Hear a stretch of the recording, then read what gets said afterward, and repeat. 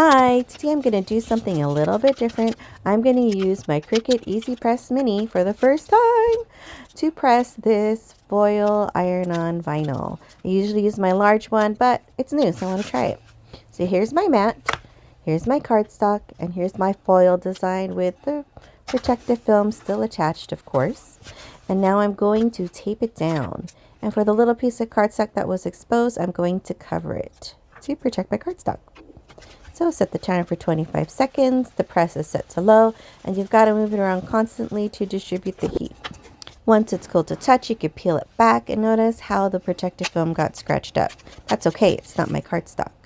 A little piece did lift up because user error maybe, but it's really nice that I can go back in and repress it.